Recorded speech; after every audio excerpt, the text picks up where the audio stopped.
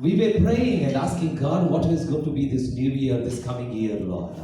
ನಾವು ಪ್ರಾರ್ಥನೆ ಮಾಡ್ತಾ ಇದ್ದೆವು ಮತ್ತು ಈ ಹೊಸ ವರ್ಷದ ಸಂದೇಶ ಏನಾಗಿರ್ಬೇಕಂತ Actually, what you are going to do this all these 365 days, oh Lord. ದೇವರೇ ಈ 365 ದಿನಗಳು ನೀನು ಏನು ಮಾಡ್ತೀವಿ? God, what actually you have desired and designed for the church and for our people, Lord. ನಮ್ಮ ಸಭೆಗೆ ನಮ್ಮ ಜನರಿಗೆ ನೀನು ಏನನ್ನು ಆಸೆ ಪಟ್ಟಿ ಮತ್ತು ಯಾವ ರೀತಿಯಾಗಿ ನೀನು ನಮ್ಮನ್ನು ರೂಪಿಸಬೇಕಂತ ಹೇಳಿ ಬಯಸ್ತಿ ಅಂತ ನಾನು ಕೇಳ್ತಾ ಇದ್ದೆ. We have a beautiful promise of 2021. ಮತ್ತು ನಮಗೆ 2021ನೇ ವರ್ಷದ ಸುಂದರವಾದ ಒಂದು ವಾಗ್ದಾನವಿದೆ. And actually 2020 was something which we all had, and actually we had a lot of struggle in this year. ಮತ್ತು 2020ನೇ ವರ್ಷದಲ್ಲಿ ಬಹಳ ಹೋರಾಟವು ಪ್ರತಿಯೊಬ್ಬರಿಗೂ ಇತ್ತು. And it was a year where the whole world was filled with fear, struggle and a big question mark. ಇದು ಎಂತ ವರ್ಷವಾಗಿತ್ತಂತಂದ್ರೆ ಇಡೀ ಲೋಕವು ಹೋರಾಟದಲ್ಲಿ ಒಂದು ಭಯದಲ್ಲಿ ಜೀವಿಸ್ತಾ ಇದ್ರು. In the month of November 2019, ಹೋದ ವರ್ಷ ನವೆಂಬರ್ ತಿಂಗಳಿನಲ್ಲಿ the first time there was an announcement in China saying that there is a coronavirus which is spreading. Corona virus ಇದೆ ಮತ್ತು ಅದು ಹರಡ್ತಾ ಇದೆ. And it was in 2019. 2019ನೇ That is why we call it as COVID-19. ಅದಕ್ಕೆ ಅದು COVID-19 ಅಂತ ಹೇಳಿ ಕರೀತಾರೆ. And there was such a big question mark saying that people they thought we will find a solution for this virus.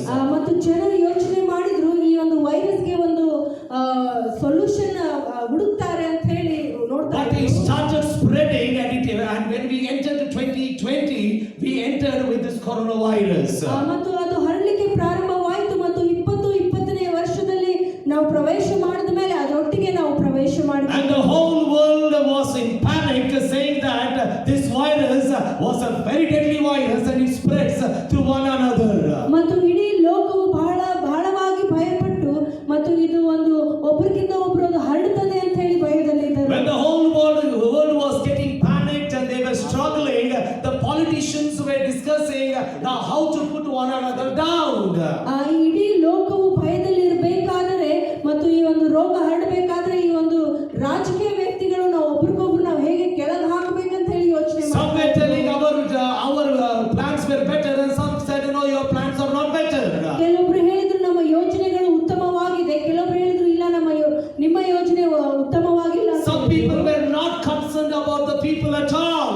ಕೆಲವು ಜನರ ವಿಷಯವಾಗಿ ಯೋಚನೆನೇ ಮಾಡಲಿಲ್ಲ. In this pandemic time many people started taking benefits of the people or advantage of the people. ಇಂಥ ಒಂದು ಸಮಯದಲ್ಲಿ ಭಯಂಕರವಾದ ಸಮಯದಲ್ಲಿ ಈ ಜನರ ಒಂದು ಲಾಭವನ್ನು ಪಡೆಯಲಿಕ್ಕೆ ನೋಡಿಕೊಂಡರು. At the same time, ಅದೇ ಸಮಯದಲ್ಲಿ let me tell you, the debts were increasing.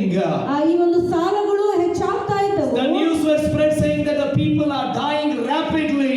ಮತ್ತು ಜನರು ಸಾಯ್ತಾ ಇದ್ದಾರೆ, ಬೇಗನೆ ಸಾಯ್ತಾ ಇದ್ದಾರೆ ಅಂತ ಹೇಳಿ ಸುದ್ದಿ ಬರ್ತಾ ಇತ್ತು. Such a fear. ಅಷ್ಟು ಭಯ ಇತ್ತು. And our honorable Prime Minister Narendra Modi said 21 days lockdown. ಮತ್ತು ನಮ್ಮ ಒಂದು ಪ್ರಧಾನಮಂತ್ರಿಯಾದ ಮೋದಿಯವರು ಹೇಳಿದ್ರು 21 ದಿನ ಲಾಕ್ಡೌನ್ ಅಂತ ಹೇಳಿ. Now we had a very big question mark. ಈಗ ನಮಗೆ ಒಂದು ದೊಡ್ಡ ಪ್ರಶ್ನೆ The people with daily wages, they did not have food. ದಿನ ಕೆಲಸ ಮಾಡುವ ಕೂಲಿ ಜನರಿಗೆ ಊಟ ಇರಲಿಲ್ಲ. And the people who had money, that money was sufficient for them for the 21 days. ಮತ್ತು ಯಾರ ಜನರಿಗೆ ಸ್ವಲ್ಪ ಹಣವಿತ್ತು ಆ 21 ದಿನ ಅಷ್ಟಕ್ಕೆ ಅವರಿಗೆ ಸಾಕಾಗಿತ್ತು. Some people were jobless. ಕೆಲವು ಜನರಿಗೆ ಕೆಲಸ ಇರಲಿಲ್ಲ. Some people were hopeless. ಕೆಲವು ಜನರಿಗೆ ನಿರೀಕ್ಷೆ ಇರಲಿಲ್ಲ. Some people didn't know what to do in their life. ಕೆಲವು ಜನರಿಗೆ ಅವರು ಏನು ಮಾಡಬೇಕು ಅವರ ಜೀವಿತದಲ್ಲಿ ಅರ್ಥ But ಆಗ್ತಾ church, ಇರಲಿಲ್ಲ. let me tell you, 2020 the churches were the time where people gathered together and they started praying. ಆದರೆ 2020ನೇ ವರ್ಷದಲ್ಲಿ ಈ ಸಭೆಗಳಲ್ಲಿ ಜನರು ಸೇರಿ ಪ್ರಾರ್ಥನೆ ಮಾಡಲಿಕ್ಕೆ And we do remember, ನನಗೆ ನೆನಪಿದೆ, the morning 4 o'clock we started praying. ಮುಂಜಾನೆ 4 ಗಂಟೆಗೆ ನಾವು ಪ್ರಾರ್ಥನೆ We begin to seek the face of the Lord. ದೇವರ ಮುಖದರ್ಶನವನ್ನು We were telling God, ನಾವು ಹೇಳಿದ್ವಿ ದೇವರೇ, ದೇವರೇ, it's only you can do a miracle. ನೀನೊಬ್ಬನೇ ಈ ಒಂದು ಮಹತ್ ಕಾರ್ಯಗಳನ್ನು ಮಾಡಬಹುದು. Even some of our church members were so fearful saying that don't go out, so the coronavirus will catch you. ನಮ್ಮ ಸಭೆಯಲ್ಲೂ ಸಹ ಜನರು ಹೊರಗೆ ಹೋಗಬೇಡ ಯಾಕಂದ್ರೆ ಈ ವೈರಸ್ ಹತ್ಕೊಳ್ತದೆ ಅಂತ ಭಯದಲ್ಲಿದ್ರು. They were very fearful.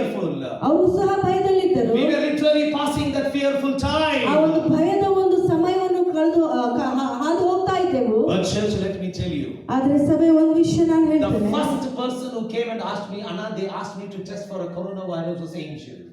ಮೊದಲೇ ವ್ಯಕ್ತಿ ನಾನು ಬಂದು ಹೇಳಿದ್ದೇನೆಂದ್ರೆ ನನಗೆ ಕೊರೋನಾ ವೈರಸ್ಗೆ ಪರೀಕ್ಷೆ ಮಾಡ್ಲಿಕ್ಕೆ ಹೇಳಿದ್ದಾರೆ ಅಂತ ಹೇಳಿ I told her, ನಾನು ಅವ್ಳಿಗೆ ಹೇಳಿದೆ just go boldly, nothing is going to happen. ಧೈರ್ಯವಾಗಿ ಹೋಗು, ಏನೂ ಆಗೋದಿಲ್ಲ ಅಂತ ಹೇಳಿ. After that, I called her back. ನಾನು ತಿರುಗಿ ಹೇಳಿದಾಗ, ಕಾಲ್ ಮಾಡಿದಾಗ, Then she said, no, no, I'm just a negative for that. ಇಲ್ಲ ನಾನು ನೆಗೆಟಿವ್ ಬಂದಿದೆ ಅಂತ ಹೇಳಿ. You are not happy for that? ಅದಕ್ಕಾಗಿ ನೀವು ಸಂತೋಷ I think in the series, like God needs to be the clap of praise. ದೇವರಿಗೆ ಈ ಒಂದು ಚಪ್ಪಾಳೆ, ಒಂದು ಸ್ತೋತ್ರ ಬರಬೇಕಾಗಿದೆ. ಸ್ತೋತ್ರದ ಚಪ್ಪಾಳೆ ಚಪ್ಪಾಳೆ ಬರಬೇಕಾಗಿದೆ. She told it is negative. ಅವಳು ನೆಗೆಟಿವ್ ಅಂತ ಹೇಳಿದ್ಲು. We were passing. ನಾವು ಹಂಗೆ ಹಾದು ಹೋಗ್ತಾ ಇದ್ದೆವು. Then we heard the second news. ಎರಡನೇ ಸುದ್ದಿ ಬಂತು. That Chapaka was attacked by coronavirus. ಚಂಪಕ ಅವರಿಗೆ ಕೊರೋನಾ ವೈರಸ್ ಇಂದ ಅಟ್ಯಾಕ್ ಆಗಿದೆ. She is put into quarantine. Quarantine ನಲ್ಲಿ ಹಾಕಿದ್ದಾರೆ ಅಂತ ಹೇಳಿ. And the whole family was panicked. ಇಡೀ ಕುಟುಂಬಕ್ಕೆ ಬಹಳ ಭಯದಲ್ಲಿದ್ರು. Some people in the area they said don't go near their house. ಕೆಲವು ಜನರು ಏರಿಯಾದಲ್ಲಿ ಅವ್ರ ಮನೆ ಹತ್ರ ಹೋಗ್ಬೇಕು. They were not sending people to their house. ಯಾವ ಜನರಿಗೆ ಅವ್ರ ಮನೆ ಹತ್ರ ಕಳಿಸ್ತಾ ಇರಲಿಲ್ಲ. The saddest part was ದುಃಖಕರವಾದ ವಿಷಯ ಏನಂದ್ರೆ even to give food, people just kept it on the stone and they ran away. ಊಟ ಕೊಡ್ಲಿಕ್ಕೂ ಸಹ ಜನರು ಆ ಒಂದು ಕಟ್ಟೆ ಮೇಲೆ ಇಟ್ಟು ಹೋಗ್ತಾ ಇದ್ರು. That's the very saddest part. ಅದು ಬಹಳ ದುಃಖಕರವಾದ ವಿಷಯ. And when she Chapaka, when she was leaving for the quarantine to Ayurvedic hospital.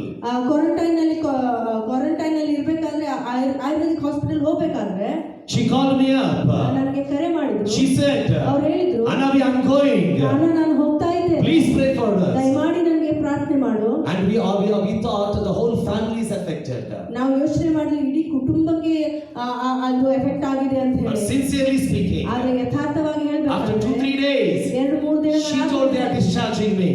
ಅವ್ರು ಕರೆ ಮಾಡಿ ಹೇಳಿದ್ರು ನನಗೆ ಡಿಸ್ಚಾರ್ಜ್ ಮಾಡ್ತಾ ಇದ್ದಾರೆ ಅಂತ ಹೇಳಿ. Right?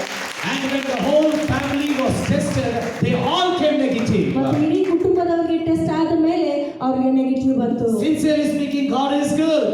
ಯಥಾರ್ಥವಾಗಿ ಹೇಳಬೇಕಾದ್ರೆ ದೇವರು ಒಳ್ಳೆಯವನಾಗಿದ್ದಾನೆ. Afterwards, we heard one more news. ಅದಾದ ಮೇಲೆ ಇನ್ನೊಂದು ಸುದ್ದಿ ಕೇಳಿದೆವು. Mullyan's father was affected. ಮುಳ್ಳಯ್ಯನವರ ತಂದೆಗೆ ಅವ್ರಿಗೂ ಕೋವಿಡ್ ಆಗಿದೆ ಅಂತ As ಹೇಳಿ. per the situation, ಆ ಒಂದು ಪರಿಸ್ಥಿತಿಯ ಪ್ರಕಾರವಾಗಿ the old people are dying faster. ಈ ವಯಸ್ಸಾದವರು ಬೇಗನೆ ತೀರಿ ಹೋಗ್ತಾ ಇದ್ದಾರೆ ಅಂತ ಹೇಳಿ ಕೇಳಿದೆವು. I still remember that the inside they were like, they were literally disturbed. ಒಳಗಡೆ ಅವ್ರಿಗೆ ಬಹಳ ಗಲಿಬಿಲಿ ಆಗ್ತಾ ಇತ್ತು. ನನಗೆ ಇನ್ನೂ ನೆನಪಿದೆ. They were asking people, please pray. ಅವ್ರ ಜನರಲ್ಲಿ ಕೇಳ್ಕೊಳ್ತಾ ಇದ್ರು, ದಯಮಾಡಿ ಪ್ರಾರ್ಥನೆ. I don't know how many of you remember, we all as a church we prayed. ನಿಮ್ಗೆ ಎಷ್ಟು ಜನ ಗೊತ್ತಿದೆಯೋ ನಂಗೆ ಗೊತ್ತಿಲ್ಲ, ಆದ್ರೆ ಸಭೆಯಾಗಿ ನಾವೆಲ್ಲರೂ ಪ್ರಾರ್ಥನೆ ಮಾಡಿದೆವು. Today uncle is alive and he is here. ಇವತ್ತು ಅಂಕಲ್ ಜೀವಂತವಾಗಿದ್ದಾರೆ, ಅವರೆಲ್ಲ ಇದ್ದಾರೆ. I want all the 3 people who are affected with this will just stand up. ಯಾರ್ಯಾರು ಕೋವಿಡ್ಗೆ ಟೆಸ್ಟ್ ಹೋಗಿದ್ರು ದಯಮಾಡಿ ನೀವು ಎದ್ದು All the 3 people. ಕೇಳ್ಕೊಳ್ತಾರೆ. All the 3 people. Okay, good. Uncle is here. Kalavati also was. I'm sorry, Kalavati. Okay, then who is very Champaka? Okay, 1, 2, 3. Your brother. Your best idea. Susan or Rachel? Susan. Okay. I'm sorry. Okay, all these people are healthy and healthier. ಈ ಎಲ್ಲಾ ಜನರು ಇವತ್ತು ಆರೋಗ್ಯವಾಗಿ ಇಲ್ಲಿದ್ದಾರೆ. I think God needs to be given all the glory. ದೇವರಿಗೆ ಎಲ್ಲಾ ಮಹಿಮೆ ಸಲ್ಲಿಸಬೇಕಾಗಿ ಕೇಳ್ಕೊಳ್ತಾರೆ. 2020 was a big a year of a question mark. 2020ನೇ ವರ್ಷ ಒಂದು ಪ್ರಶ್ನೆ ಚಿಹ್ನೆ ಆಗಿತ್ತು. May God bless you all with good health. ದೇವರು ನಿಮ್ಮೆಲ್ಲರನ್ನು ಒಳ್ಳೆ ಆರೋಗ್ಯದಿಂದ ಆಶೀರ್ವದಿಸಲಿ. I want to thank all the prayer warriors who stood with us, who prayed for our people. ಎಲ್ಲಾ ಪ್ರಾರ್ಥನಾ ವೀರರಿಗೆ ನಾನು ವಂದನೆ ಸಲ್ಲಿಸ್ತೇನೆ, ಯಾಕಂದ್ರೆ ನಮ್ಮೊಟ್ಟಿಗೆ ನಿಂತು ಪ್ರಾರ್ಥನೆ ಮಾಡಿದ್ದಕ್ಕಾಗಿ. Thank you very much. ವಂದನೆಗಳು. Please be seated. ದಯಮಾಡಿ ಕೂತ್ಕೊಳ್ಳ್ರಿ. Okay, and God is a good God. ದೇವರು ಒಳ್ಳೆ ದೇವರಾಗಿದ್ದಾನೆ. We passed that in 2020. 2020ನೇ ವರ್ಷ ಈಗ ಮುಗಿದಿದೆ. But 2021 ಈಗ 2021 ಗೆದ್ದಿದೆ. 2021. That means 1 means WON 1. Okay, 20 ಈಗ ಗೆದ್ದಿದೆ. 2021 ಗೆದ್ದಿದೆ. 2021 ಗೆದ್ದಿದೆ. ಅದು ನಂಬ್ತಿರೋ. 2021. 2021 There is no more defeat. ಈಗ ಅಲ್ಲಿ ಸೋಲಿಲ್ಲ. There is always a victory. ಮತ್ತೆ ಈಗ ಯಾವತ್ತೂ ಒಂದು ಜಯವಿದೆ. When I was praying, ನಾನು ಪ್ರಾರ್ಥನೆ when I ಮಾಡುವಾಗ, was seeking the face of the ದೇವರ Lord, ಮುಖದರ್ಶನ ಬಯಸುವಾಗ God told me, ದೇವರು ನನಗೆ ಹೇಳಿದರು, thou crownest the year with thy goodness. ವರ್ಷ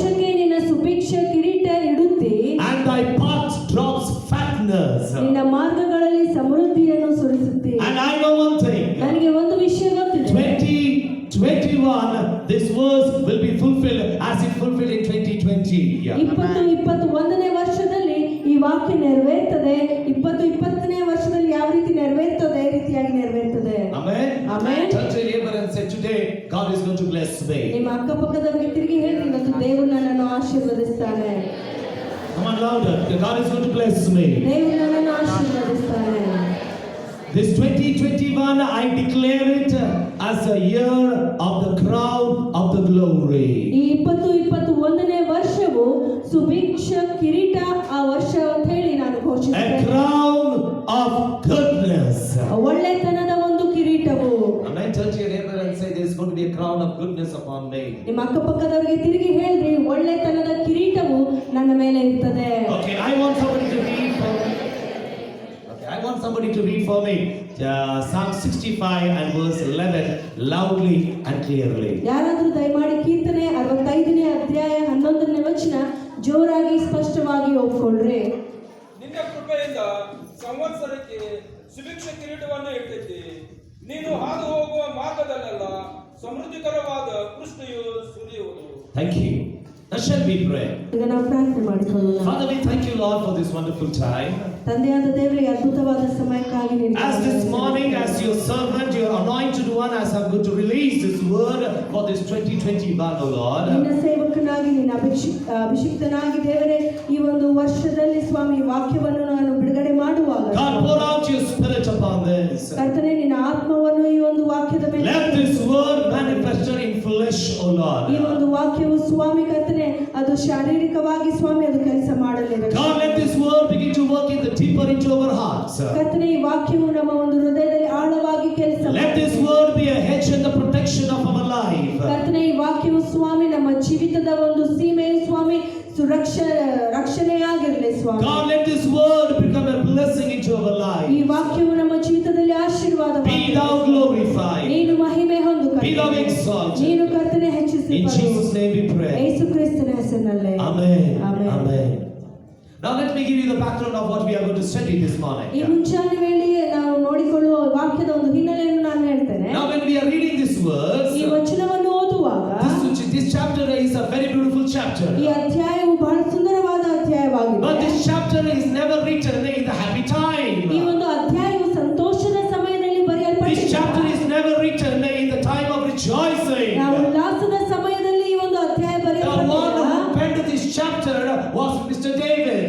ಯಾವ ಈ ದಾವೀದನು ಈ ಒಂದು ವಾಕ್ಯವನ್ನು ಆತನು ಬರೆದನು. Now let me tell you, ಒಂದು ವಿಷಯ ನಾನು when we ಹೇಳ್ತೇನೆ. begin to read the 63rd, 64, 65 and 66 Psalms, 63, 64, 65, 66ನೇ ಕೀರ್ತನೆಗಳು ನಾವು this was a ಓದುವಾಗ psalm written in the time of desert, the Bible says. Bible ಹೇಳ್ತದೆ ಇದು ಒಂದು ಅರಣ್ಯ ಪ್ರಾಂತದಲ್ಲಿ ಬರೆದಂತ ಒಂದು ವಾಕ್ಯವಾಗಿದೆ. When David was in the desert of Judah, ದಾವೀದನು ಯೂದಾದ ಒಂದು ಮರುಭೂಮಿಯಲ್ಲಿದ್ದಾಗ that's the time he began to write all these psalms. ಈ ಎಲ್ಲಾ ಕೀರ್ತನೆಗಳು ಆತನು ಈ ಸಮಯದಲ್ಲಿ That ಬರೆತಾ is the ಇದ್ದಾನೆ. time he says, Lord, you are my God and my flesh longs for you. ಆತನು ಇದೇ ಸಮಯದಲ್ಲಿ ಹೇಳ್ತಾನೆ, ದೇವರೇ ನೀನು ನನ್ನ ದೇವರಾಗಿದ್ದಿ, ನನ್ನ ಶರೀರವು ನಿನಗಾಗಿ This was the ತವಕಿಸುತ್ತದೆ. time when death was behind ಈ him. ಸಮಯದಲ್ಲಿ ಮರಣವು ಆತನ ಹಿಂದೆ ಇತ್ತು. This was the time when his own left him. ಈ ಒಂದು ಸಮಯದಲ್ಲಿ ಆತನ ಸ್ವಂತ ಜನರು ಆತನು ಬಿಟ್ಟು This was the ಹೋದರು. time he was hiding from one place to another ಈ place. ಒಂದು ಸಮಯದಲ್ಲಿ ಒಂದು ಸ್ಥಳದಿಂದ ಇನ್ನೊಂದು ಸ್ಥಳಕ್ಕೆ ಆತನು ಬಚ್ಚಿಕೊಳ್ತಾ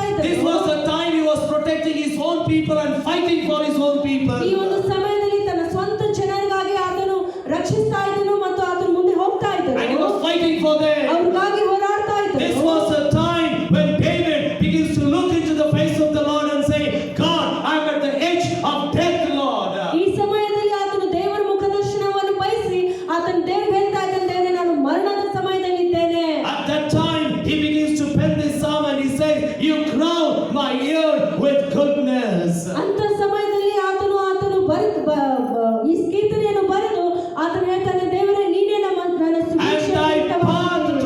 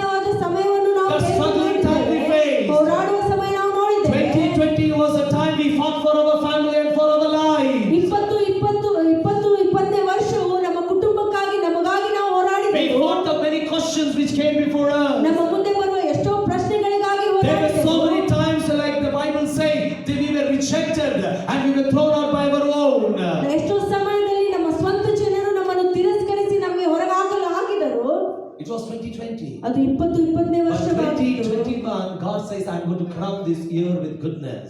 ಆದ್ರೆ ದೇವರು 21ನೇ ವರ್ಷದಲ್ಲಿ ಹೇಳ್ತಾನೆ, ಈ ವರ್ಷವನ್ನು ಒಂದು ಸುಭಿಕ್ಷೆ ಕಿರೀಟವನ್ನು ನಾನು ಇಡುತ್ತೇನೆ. And as I'm going to declare this verse, ಈ ಒಂದು ವಚನವನ್ನು ಘೋಷಿಸುವಾಗ listen to me, church. ಸಭೆ ಲಕ್ಷ್ಯ ಕೊಟ್ಟು ಕೇಳಿ. For many people, 2021 is not going to be a good year. ಬಹಳ ಜನರಿಗೆ 21ನೇ ವರ್ಷವು ಅದು ಒಳ್ಳೆ ವರ್ಷವಾಗೂ ಇರೋದಿಲ್ಲ. I repeat my statement again. For many, 2021 is not going to be a good year.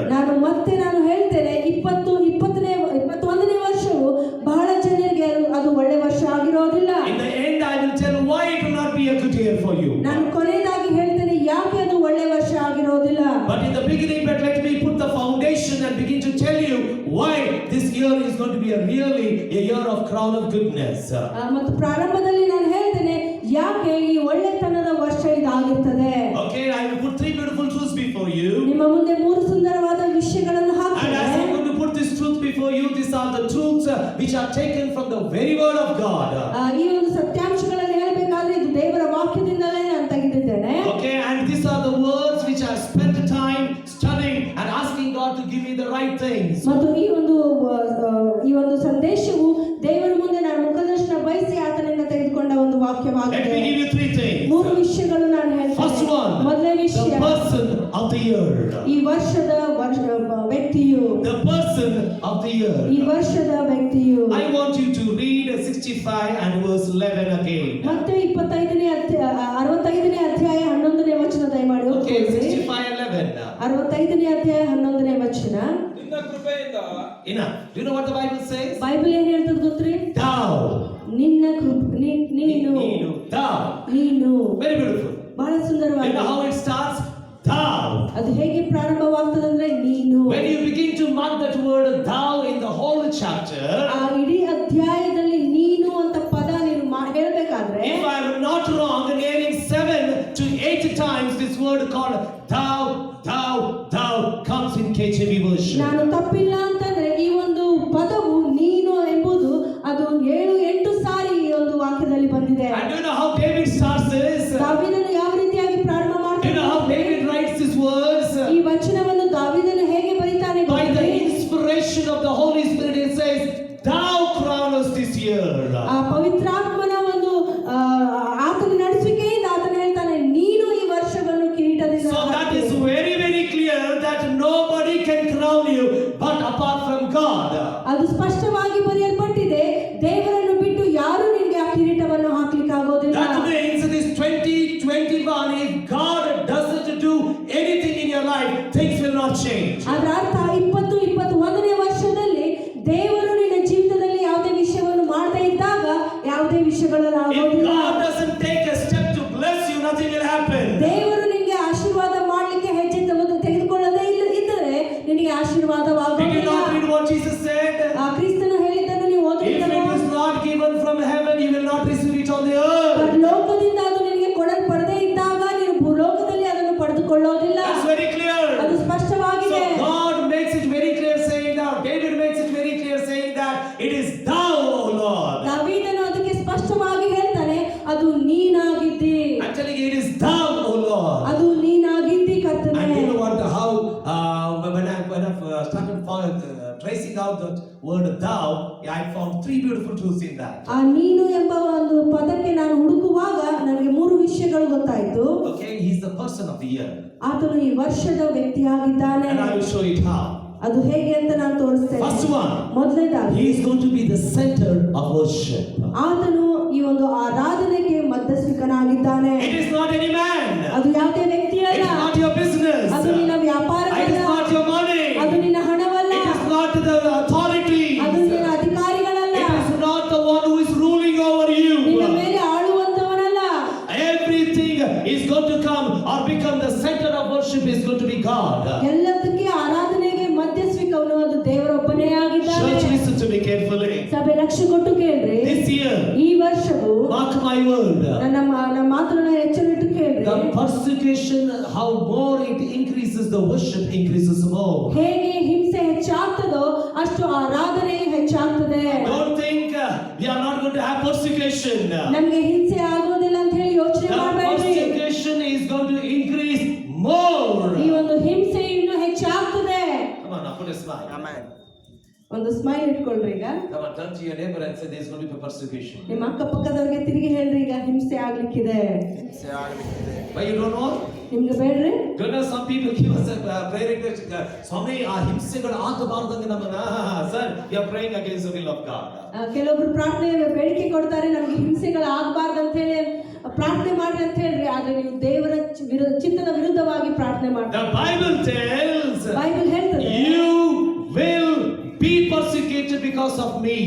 ನನಗೋಸ್ಕರ ನೀನು ಹಿಂಸೆಗೆ ಒಳಗಾಗ್ತಿ. I'm telling you the truth. ನಾನು ಸತ್ಯ ಹೇಳ್ತಾ ಇದ್ದೇನೆ. You are going to be persecuted. ನಿಮಗೆ ಹಿಂಸೆ ಆಗ್ತದೆ. Now from where it will all start? ಅನ್ನೋದು ಎಲ್ಲಿಂದ ಪ್ರಾರಂಭವಾಗ್ತದೆ? Listen to me carefully. Lakh ಕೊಟ್ಟು ಕೇಳ್ರಿ. It will start from your home. ಅದು ನಿನ್ನ ಕುಟುಂಬದಿಂದಲೇ It will start ಪ್ರಾರಂಭವಾಗ್ತದೆ. from your circle. ನಿನ್ನ ಒಂದು ಸ್ವಂತ It ಜನರಿಂದಲೇ will start from your ಪ್ರಾರಂಭವಾಗ್ತದೆ. areas. ನಿನ್ನ ಒಂದು ಏರಿಯಾಯಿಂದಲೇ It will start from ಪ್ರಾರಂಭವಾಗ್ತದೆ. your own people. ನಿನ್ನ ಸ್ವಂತ ಜನರಿಂದಲೇ ಪ್ರಾರಂಭವಾಗ್ತದೆ. Persecution will increase. ಹಿಂಸೆ ಅದು ಹೆಚ್ಚಾಗ್ತದೆ. And do you know who all will be persecuted? ಯಾರ್ಯಾರಿಗೆ ಹಿಂಸೆ ಆಗ್ತದೆ ಗೊತ್ತ್ರಿ? Listen to me carefully. Lakh ಕೊಟ್ಟು ಕೇಳಿ. Not everybody. ಪ್ರತಿಯೊಬ್ಬರಿಗೂ ಆಗೋದಿಲ್ಲ. There will be persecution, ಹಿಂಸೆ ಇರ್ತದೆ, but not everybody. ಆದ್ರೆ ಪ್ರತಿಯೊಬ್ಬರಿಗೂ ಆಗೋದಿಲ್ಲ. Only who are the people who want to live a godly life will be persecuted. ಯಾರ್ಯಾರು ದೈವಿಕವಾಗಿ ಜೀವಿಸಬೇಕಂತ ಹೇಳಿ ಮನಸ್ಸು ಮಾಡ್ತಾರೋ ಅಂತ ಜನರಿಗೆ ಮಾತ್ರ ಹಿಂಸೆ ಆಗ್ತದೆ. Come on, I think you all don't want persecution. ನಾನು ಯೋಚನೆ ಮಾಡ್ತೇನೆ ನಿಮ್ಗೆ ಯಾರಿಗೂ ಹಿಂಸೆ ಬೇಡ ಅಂತ ಹೇಳಿ. Listen to me carefully. People who want to live godly life will be persecuted. Lakh ಕೊಟ್ಟು ಕೇಳ್ರಿ, ಯಾವ ಜನರು ದೈವಿಕವಾಗಿ ಜೀವಿಸಬೇಕಂತ ಹೇಳಿ ಬಯಸ್ತಿರೋ ಅಂತ ಜನರಿಗೆ ಮಾತ್ರ ಹಿಂಸೆ ಆಗ್ತದೆ. But the people who want to live as they want, ಆದ್ರೆ ಯಾವ ಜನರು ನಮ್ಗೆ ಹೇಗ್ ಬೇಕೋ ಹಾಗೆ ಜೀವಿಸ್ತೇನೆ ಅನ್ನುವರು, you will be appreciated by the world but not by ಈ God. ಲೋಕದಿಂದ ನೀವು ಮೆಚ್ಚುಗೆಯನ್ನು ಹೊಂದುತ್ತೀರಿ, ಆದ್ರೆ ದೇವರಿಂದಲ್ಲ. That is what the Bible says. ಅದೇ ಬೈಬಲ್ ಹೇಳ್ತದೆ, You will be persecuted. ನಿಮ್ಗೆ ಹಿಂಸೆ ಆಗೇ ಆಗ್ತದೆ. But at the same time, ಆದ್ರೆ ಅದೇ the ಸಮಯದಲ್ಲಿ godly will begin to worship ಆದ್ರೆ God. ದೈವಿಕ ವ್ಯಕ್ತಿಗಳು ಅವರು ದೇವರನ್ನು ಆರಾಧನೆ ಮಾಡ್ಲಿಕ್ಕೆ ಪ್ರಾರಂಭ If you ಮಾಡ್ತಾರೆ. read verse 1, ಒಂದನೇ ವಚನ ನೀನು in the ಓದುವಾಗ 65th chapter, 65ನೇ ಅಧ್ಯಾಯ 1ನೇ praise ವಚನ, waiteth for thee, O God, in Zion, and unto thee shall the O be performed. ದಯಮಾಡಿ ಓದ್ಕೊಳ್ರಿ. ದೇವರೇ, ಚೀಯೋನಿನಲ್ಲಿ ನಿನಗೋಸ್ಕರ ಸ್ತೋತ್ರವು ಸಿದ್ಧವಾಗಿದೆ. You know what the Bible says? Bible ಏನ್ ಹೇಳ್ತದೆ ಗೊತ್ತಾ? God in Zion, praise waiteth for thee. ಚಿಯೋನಿನಲ್ಲಿ ಆ ಒಂದು ಆರಾಧನೆಯು ಸಿದ್ಧವಾಗಿದೆ, ಕಾಯ್ತಾ ಇದೆ. ಕಾಯ್ತಾ ಇದೆ. That means ಅದರ ಅರ್ಥ in church, God is going to be worshipped. ಸಭೆಯಲ್ಲಿ ದೇವರಿಗೆ ಆರಾಧನೆ ಆಗ್ತದೆ. Now who is going to worship? ಯಾರು ಆರಾಧನೆ Not ಮಾಡ್ತಾರೆ? everybody. ಪ್ರತಿಯೊಬ್ಬರು ಅಲ್ಲ. People will come to the church, ಜನರು ಸಭೆಗೆ ಬರ್ತಾರೆ, but the godly will be their worship will be lifted high. ಆದ್ರೆ ದೈವಿಕ ಉಳ್ಳ ವ್ಯಕ್ತಿಯ ಒಂದು ಆರಾಧನೆಯು ಅದು ಮೇಲೆ He is going to be the center of the worship this time. ಈ ಸಾರಿ ಈ ಒಂದು ಆರಾಧನೆಯ ಮಧ್ಯಸ್ಥಿಕನು ಆತನೇ ಆಗಿರ್ತಾನೆ. Amen. Amen. Come on, let me tell you, God is going to be worshipped. ದೇವರಿಗೆ ಆರಾಧನೆ ಆಗುತ್ತದೆ. Turn to your neighbor and say, God is going to be worshipped. ಅಕ್ಕಪಕ್ಕದವರಿಗೆ ತಿರುಗಿ ಹೇಳ್ರಿ, ದೇವರಿಗೆ ಆರಾಧನೆ ಸಲ್ಲಿಸ್ತೇವೆ. Second one, ಎರಡನೇ ವಿಷಯ, not only he is going to be the center of worship, he is going to be the confidence of man. ಆತನು ಆರಾಧನೆಯ ಒಂದು ಮಧ್ಯಸ್ಥಿಕೆ ಅಷ್ಟೇ ಅಲ್ಲ, ಮನುಷ್ಯನ ಒಂದು ಭರವಸೆ I want you to ಆತನಾಗಿರ್ತಾನೆ. read verse 2 and 3. 2 ಮತ್ತು 3ನೇ ವಚನ ದಯಮಾಡಿ ಓದ್ಕೊಳ್ರಿ. ಪ್ರಾರ್ಥನೆಯನ್ನು ಕೇಳುವವನೇ, ನರರೆಲ್ಲರೂ ನಿನ್ನ ಬಳಿಗೆ ಬರುವರು. ನನ್ನ ಪಾಪಗಳನ್ನು ನಿವಾರಿಸಲು ನನ್ನಿಂದಾಗುವುದಿಲ್ಲ, ಆದರೆ ನಮ್ಮ ದೋಷ ಪರಿಹಾರವನ್ನು ನೀನೇ. 2 and 3. Okay, do you know what the Bible says Bible here? ಏನ್ ಹೇಳ್ತದೆ ಗೊತ್ತ್ರಿ ಇಲ್ಲಿ? When in the first verse the Bible says, praise waited for in Zion. ಮೊದಲೇ ಆ ವಚನದಲ್ಲಿ ಬೈಬಲ್ ಹೇಳ್ತದೆ ಜಾಯನಿನಲ್ಲಿ ಈ ಒಂದು ಆರಾಧನೆ ಕಾಯ್ತದೆ. But in the second verse it says, all men will come unto thee. ಆದ್ರೆ 2ನೇ ವಚನದಲ್ಲಿ ಬೈಬಲ್ ಹೇಳ್ತದೆ ಎಲ್ಲಾ ಮನುಷ್ಯರು ನಿನ್ನ ಬಳಿಗೆ And they will come and begin to pray unto thee. ಅವರು ಬಂದು ನಿನ್ನ ಬಳಿಗೆ ಪ್ರಾರ್ಥನೆ ಮಾಡಲಿಕ್ಕೆ ಪ್ರಾರಂಭ That's what the Bible ಮಾಡ್ತಾರೆ. says. ಅದೇ ಬೈಬಲ್ ಹೇಳ್ತದೆ. That means ಅದರ ಅರ್ಥ this will be the time even the church and the heathens will put their confidence in God. ಈ ಸಮಯದಲ್ಲಿ ಸಭೆಯು ಮತ್ತು ಅನ್ಯ ಜನರು ಸಹ ತಮ್ಮ ಭರವಸೆಯನ್ನು ದೇವರಲ್ಲಿ ಇರ್ತಾರೆ. Church, listen to me carefully. ಸಭೆ ಲಕ್ಷ್ಯ ಕೊಟ್ಟು ಕೇಳ್ರಿ. Our confidence is not on temporary things. ನಮ್ಮ ಒಂದು ಭರವಸೆಯು ತಾತ್ಕಾಲಿಕವಾದ ವಿಷಯಗಳ ಮೇಲೆ ಇಲ್ಲ. This 2021 2021ನೇ ವರ್ಷವು ನಿಮ್ಮ 2021ನೇ putting your confidence in your money, in your God, in your ability, in your talents, in your business, everything is going to fail you. ಈ ಸಾರಿ ನಿಮ್ಮ ಭರವಸೆಯು ನಿನ್ನ ವ್ಯಾಪಾರ, ನಿನ್ನ ಹಣ, ಬೇರೆ ವ್ಯಕ್ತಿಗಳ ಮೇಲೆ ಹಾಕಿದ್ರೆ ಅದು ನಿನ್ನ ಮನುಷ್ಯರ ಮೇಲೆ, ನಿನ್ನ ಹಣದ ಮೇಲೆ, ನಿನ್ನ ಸಾಮರ್ಥ್ಯದ ಮೇಲೆ, ನಿನ್ನ ಚಿತ್ತದ ಮೇಲೆ, ನಿನ್ನ ಹಣದ ಮೇಲೆ, ನಿನ್ನ ವ್ಯಾಪಾರದ ಮೇಲೆ ನಿನ್ನ ಭರವಸೆ ಹಾಕಿದರೆ, listen to me carefully, everything is going to leave your hand. Mark my word. ಅದು ಪ್ರತಿಯೊಂದು ನಿನ್ನ ಕೈಯನ್ನು ಬಿಟ್ಟು ಹೋಗ್ತದೆ. ಲಕ್ಷ್ಯ ಕೊಟ್ಟು ಕೇಳಿ. If your confidence is God, you are going to rise up. ನಿನ್ನ ಭರವಸೆ ದೇವರಾಗಿದ್ರೆ ನೀನು ಮೇಲಕ್ಕೆ ಎದ್ದೇಳ್ತೀಯ. Come on now. I think we need a louder amen now. ಜೋರಾಗಿ ಆಮೆನ್ ಅಂತ ಹೇಳ್ಕೊಳ್ರಿ. If your confidence is God, ನಿನ್ನ ಭರವಸೆ ದೇವರಾಗಿದ್ರೆ, let me tell you, he will never fail you. ಆತನು ಎಂದಿಗೂ ನಿನ್ನನ್ನು ಸೋಲಿಸೋದಿಲ್ಲ. But if your confidence is any other things, mark my word, this year is going to be a lost year. ಆದ್ರೆ ನಿನ್ನ ಭರವಸೆ ಬೇರೆ ಎಲ್ಲಾ ವಿಷಯಗಳ ಮೇಲೆ ಇದ್ರೆ ಇದು ಒಂದು ಸೋಲಿನ ಒಂದು ವರ್ಷವಾಗಿರ್ತದೆ. That's what the Bible says. ಅದೇ ಬೈಬಲ್ ಹೇಳ್ತದೆ. He says all men will come to pray before thee. ಅದು ವಾಕ್ಯ ಹೇಳ್ತದೆ ಎಲ್ಲಾ ಮನುಷ್ಯರು ನಿನ್ನ ಮುಂದೆ ಪ್ರಾರ್ಥಿಸಲು ಬರ್ತಾರೆ. And not only that, ಅದಷ್ಟೇ ಅಲ್ಲ, he is not only going to be the center of worship. ಆರಾಧನೆಯ ಮಧ್ಯಸ್ಥಿಕರಾಗುವುದಷ್ಟೇ He is ಅಲ್ಲ, not going to be the confidence of man. ಮನುಷ್ಯರ ಒಂದು ಭರವಸೆ ಆಗುವುದಷ್ಟೇ He is ಅಲ್ಲ, going to control the creation. ಆತನು ಈ ಸೃಷ್ಟಿಯನ್ನು ಹತೋಟಿಯಲ್ಲಿ ಇಟ್ಕೊಳ್ತಾನೆ. If you read from verse 5 5ನೇ ವಚನದಿಂದ ಓದುವಾಗ till the 13th, ಅದು 3ನೇ ವಚನದವರೆಗೂ, I don't have time to explain all that. ಅದೆಲ್ಲ ಹೇಳಲಿಕ್ಕೆ ವಿವರಿಸಲಿಕ್ಕೆ ಸಮಯವಿಲ್ಲ. Do you know what the Bible says? Bible ಏನ್ ಹೇಳ್ತದೆ? He is going to bless the earth. ಆತನು ಈ ಒಂದು ಲೋಕವನ್ನು ಆತನು He is going to bless the ಆಶೀರ್ವದಿಸ್ತಾನೆ. field. ಆತನು ಹೊಲಗಳನ್ನು He is going to bless the waters. ಆತನು ನೀರುಗಳನ್ನು He is going to bless the ಆಶೀರ್ವದಿಸ್ತಾನೆ. pastures. ಆತನ ಈ ಒಂದು ಫಲವನ್ನು ಆತನು ಆಶೀರ್ವದಿಸ್ತಾನೆ. That's what the Bible says. ಅದೇ ಬೈಬಲ್ ಹೇಳ್ತದೆ. He is going to do that. ಆತನು ಮಾಡ್ತಾನೆ. That means ಅದರ ಅರ್ಥ, this time if you are going to play with the nature, let me tell you, nature is going to fight back against you. ನೀನು ಈ ಒಂದು ಸೃಷ್ಟಿಯ ವಿರುದ್ಧವಾಗಿ ನೀನು ಹೋರಾಡಿದರೆ ಅದು ನಿನ್ನ ವಿರುದ್ಧವಾಗಿ ಬರ್ತದೆ. ಕೆಲಸ ಮಾಡಿದ್ದಾರೆ.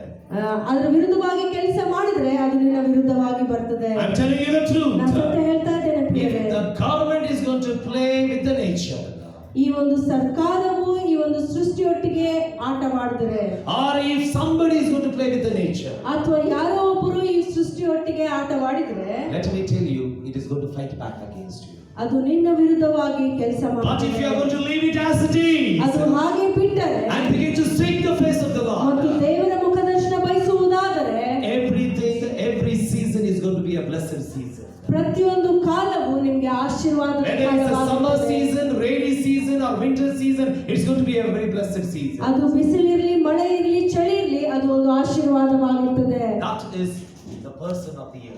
ಅದು ಈ ಒಂದು ವರ್ಷದ ವ್ಯಕ್ತಿಯಾಗಿದ್ದಾನೆ. Mark my word. ನಾನು ಲಕ್ಷ್ಯ ಕೊಟ್ಟು He is going to be the center of worship in the church. ಸಭೆಯಲ್ಲಿ ಆತನು ಆರಾಧನೆಗೆ ಮಧ್ಯಸ್ಥಿಕನಾಗಿರ್ತಾನೆ. He is going to be the confidence of man outside. ಹೊರಗಡೆ ಮನುಷ್ಯನ ಭರವಸೆ ಆಗಿರ್ತಾನೆ. And third one, he is going to control the creation. ಮತ್ತು ಮೂರನೇದಾಗಿ ಸೃಷ್ಟಿಯನ್ನು ಆತನ ಹತೋಟಿಯಲ್ಲಿ That is what God ಇಟ್ಕೊಳ್ತಾನೆ. told me. ಅದಕ್ಕೆ ದೇವರು ಹೇಳಿದನು. That's what God told me. ಅದಕ್ಕೆ ದೇವರು ನನಗೆ ಅದನ್ನೇ ದೇವರು ಹೇಳಿದನು. ಹೇಳಿದನು. ಅದನ್ನೇ ನನಗೆ ದೇವರು ಹೇಳಿದನು. The next one, ಮುಂದಿನ ವಿಷಯ, second one, ಎರಡನೇ ವಿಷಯ, the promise of the year. ಈ ವರ್ಷದ ವಾಗ್ದಾನವು. Now I spoke to you the person of the year. ಈ ವರ್ಷದ ವ್ಯಕ್ತಿಯ ವಿಷಯವಾಗಿ ಹೇಳಿದೆ. Now I'm going to talk to you about the promise of the year. ಈ ವರ್ಷದ ವಾಗ್ದಾನದ ವಿಷಯವಾಗಿ ನಾನು Now the ಹೇಳ್ತೇನೆ. Bible says, thou crownest the year with thy goodness. ಈಗ ಬೈಬಲ್ ಹೇಳ್ತದೆ ಈ ವರ್ಷಕ್ಕೆ ನಿನ್ನ ಸುಭಿಕ್ಷ ಕಿರೀಟವನ್ನು ಇಡುತ್ತಿ. Now listen to me. Many people, you are going to depend like Abraham, depending on their wives, on their business, anything. It's not going to be a good time for you. ಅಬ್ರಹಾಮನ ಹಾಗೆ ಅವರ ಹೆಂಡತಿ ಮೇಲೆ, ವ್ಯಾಪಾರಗಳ ಮೇಲೆ ಆತ್ಕೊಂಡ್ರೆ ಅದು ಒಳ್ಳೆ It's ವರ್ಷವಾಗಿರೋದಿಲ್ಲ. never going to be a blessing to you. ಅದು ಆಶೀರ್ವಾದವಾಗೋದಿಲ್ಲ. You know, they're careful. Listen to me carefully. ಲಕ್ಷ್ಯ ಕೊಟ್ಟು ಕೇಳಿದ್ರೆ, Those who are playing with holiness, this year is not going to be a good year. ಯಾರ್ಯಾರು ಪರಿಶುದ್ಧದೊಟ್ಟಿಗೆ ಆಟ ಆಡ್ತಾ ಇದ್ದೀರೋ ಅದು ಒಳ್ಳೆ ವರ್ಷ ಆಗಿರೋದಿಲ್ಲ. Anybody who's playing with your body, ಯಾರ್ಯಾರು ನಿಮ್ಮ ದೇಹದೊಟ್ಟಿಗೆ ಆಟ ಆಡ್ತಾ ಇದ್ದೀರೋ, thinking everything is okay, ಎಲ್ಲವೂ ಸರಿಯಾಗಿದೆ ಅಂತ ಹೇಳುವವರು, this year is going to be a very sad year for you. ಈ ವರ್ಷ ಬಹಳ ದುಃಖಕರವಾದ ವರ್ಷವಾಗಿರ್ತದೆ. Mark my word. ಲಕ್ಷ್ಯ ಕೊಟ್ಟು ಕೇಳ್ರಿ, It is going to happen. ಅದು ಆಗ್ತದೆ. Something broad like God is going to expose things. ಕೆಲವೊಂದು ವಿಷಯಗಳು ದೇವರು ಅದನ್ನು ಎತ್ತಿ ತೋರಿಸ್ತಾನೆ. Now, when I was reading, there were two beautiful beautiful words. One is crownest and second one is goodness. ಎರಡು ಸುಂದರವಾದ ಒಂದು ಪದಗಳು ನಾನು ನೋಡಿದೆ, ಒಳ್ಳೆತನ ಮತ್ತು ಕಿರೀಟವು. When I saw these two words, ಈ ಎರಡು ಪದಗಳನ್ನು ನಾನು ನೋಡುವಾಗ I started opening my Hebrew Bible. I wanted to know what actually it means. ಆ ಹೀಬ್ರಿ ಬೈಬಲ್ ತೆಗೆದು ನಾನು ಅದು ಆಕ್ಚುಲಿ ಅದರ ಅರ್ಥ ಏನಾಗಿದೆ ನಾನು ನೋಡ್ತಾ ಇದ್ದೆ. The word crown means ಕಿರೀಟ, ಆ ಪದದ ಅರ್ಥವು athar. ಅತಾರ್ ಎಂಬುದಾಗಿ. That means ATA, athar. ಅತಾರ್ That ಎಂಬುದಾಗಿ. means ಅದರ ಅರ್ಥ a complete surrounding. ಸಂಪೂರ್ಣವಾದ ಒಂದು ಸುತ್ತು. It is not just keeping a crown on our head. ಸುಮ್ಮನೆ ಅದು ಕಿರೀಟವು ತಲೆ ಮೇಲೆ ಇಟ್ಟುಕೊಳ್ಳುವುದಲ್ಲ. It starts from one end and completes it. ಅದು ಒಂದು ಸೀಮೆಯಿಂದ ಒಂದು ಭಾಗದಿಂದ ಪ್ರಾರಂಭವಾಗಿ ಅದು ಸಂಪೂರ್ಣವಾಗಿ ಪೂರ್ಣಗೊಳ್ಳುತ್ತದೆ. It starts from one end to another end. ಅದು ಒಂದು ಪ್ರಾರಂಭವಾಗಿ ಅದು ಸಂಪೂರ್ಣವಾಗಿ ಪೂರ್ಣಗೊಳ್ಳುತ್ತದೆ. So when you are talking about the crown, ಆ ಒಂದು ಕಿರೀಟದ ವಿಷಯವಾಗಿ ಮಾತನಾಡ್ತಾ Bible talks ಇರಬೇಕಾದ್ರೆ about 7 crowns. ಅಲ್ಲಿ ಬೈಬಲ್ 7 ಕಿರೀಟ ವಿಷಯವಾಗಿ ಹೇಳ್ತದೆ. But this crown, what God is talking, ಆದ್ರೆ ದೇವರು ಮಾತನಾಡುವ ಕಿರೀಟವು, that means it's a crown of authority.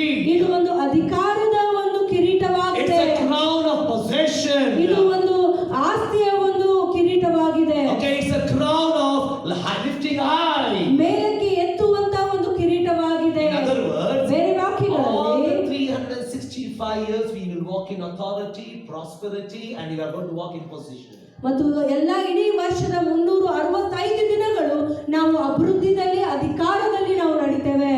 Now, when I begin to check out the Hebrew word for goodness, ಒಳ್ಳೆತನ, ಇದಕ್ಕೆ ಇಬ್ರಿಯ ಪದ ನಾನು ಹುಡುಕ್ಬೇಕಾದ್ರೆ listen to me carefully. ಲಕ್ಷ್ಯ ಕೊಟ್ಟು ಕೇಳಿ. It is good thing, ಅದು ಒಳ್ಳೆ ವಿಷಯ, pleasing thing, ಮೆಚ್ಚುವಂತ ವಿಷಯ, joyful thing, ಸಂತೋಷವುಳ್ಳ ವಿಷಯ, beneficial thing, ಲಾಭಕರವಾದ ವಿಷಯ, favorable, ದಯೆ ತೋರಿಸುವಂತದ್ದು, happiness.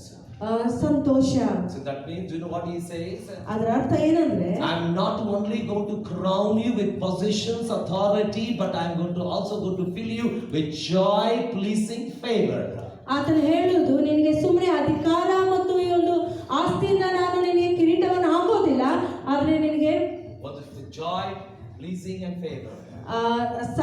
ಸಂತೋಷ, ಒಂದು ಮೆಚ್ಚುವಿಕೆ ಮತ್ತು ದಯೆಯಿಂದ ನಾನು ನಿನಗೆ ಹಾಕ್ತೇನೆ. Okay, now let me tell you what is the promise what God is going to give you. ದೇವರು ಕೊಡುವಂತ ವಾಗ್ದಾನ ಏನಾಗಿದೆ? Okay, I will give you 3 things. 3 ವಿಷಯಗಳು ನಾನು From the ಹೇಳ್ತೇನೆ. very scripture, 3 or 4 things from the very scripture. ವಾಕ್ಯದಿಂದ 3-4 ವಿಷಯಗಳು ನಾನು ಹೇಳ್ತೇನೆ. This promise, any time of this year you can claim. ಈ ವರ್ಷದ ಯಾವುದೇ ಸಮಯದಲ್ಲಿ ಈ ವಾಗ್ದಾನವನ್ನು ನೀನು ದೇವರಿಗೆ ಕೇಳಿಕೊಳ್ಳಬಹುದು. First one, ಮೊದಲನೇದಾಗಿ, the goodness of God will satisfy you. ದೇವರ ಒಳ್ಳೆತನವು ನಿನಗೆ ತೃಪ್ತಿಗೊಳಿಸುತ್ತದೆ. ಸಂತೃಪ್ತಿಗೊಳಿಸುತ್ತದೆ. The ಸಂತೃಪ್ತಿಗೊಳಿಸುತ್ತದೆ. goodness of God will satisfy you. ದೇವರ ಒಳ್ಳೆತನವು ನಿನಗೆ ಸಂತೃಪ್ತಿಗೊಳಿಸುತ್ತದೆ. I want you to read verse 4. 4ನೇ ವಚನ ದಯಮಾಡಿ ಓದ್ಕೊಳ್ರಿ. Please read. ದಯಮಾಡಿ ಓದ್ಕೊಳ್ರಿ. ನಿನ್ನ ಅಂಗಳದಲ್ಲಿ ವಾಸಿಸುವವರಾಗಿ ನಿನ್ನ ಸನ್ನಿಧಿಯಲ್ಲಿ ಸೇವೆ ಮಾಡುವುದಕ್ಕೋಸ್ಕರ ಯಾರನ್ನು ಆರಿಸಿಕೊಳ್ಳುತ್ತೀಯೋ ಅವರೇ ಧನ್ಯರು. ನೀನು ವಾಸಿಸುವ ಮಹಾಪವಿತ್ರಾಲಯದ ಸೌಭಾಗ್ಯದಿಂದ ನಮಗೆ ಸಂತೃಪ್ತಿಯಾಗಲಿ. You know what the Bible says? Bible ಏನು ಹೇಳ್ತದೆ ಗೊತ್ತೇ? I will read it for you in English. ಇಂಗ್ಲಿಷ್ನಲ್ಲಿ ನಾನು Blessed is the man whom thou choosest. ನೀನು ಆಯ್ಕೆ ಮಾಡಿದಂತ ವ್ಯಕ್ತಿಯು ಆಶೀರ್ವಾದವುಳ್ಳ You cause it to approach thee, ಆತನು ನಿನ್ನ ಬಳಿಗೆ ಬರುವಂತೆ ನೀನು ಮಾಡ್ತೀಯ. that he may dwell in your courts. ಆತನು ನಿನ್ನ ಅಂಗಳದಲ್ಲಿ ವಾಸ ಮಾಡುವಂತೆ ನೀನು ಮಾಡ್ತೀಯ. We shall be satisfied with the goodness of thy house. ನಿನ್ನ ಮನೆಯ ಒಳ್ಳೆತನದಿಂದ ಆತನು ಸಂತೃಪ್ತಿ ಹೊಂದುವವನಾಗಿದ್ದಾನೆ. Now church, listen to me here. ಸಭೆ ಲಕ್ಷ್ಯ ಕೊಟ್ಟು ಕೇಳ್ರಿ.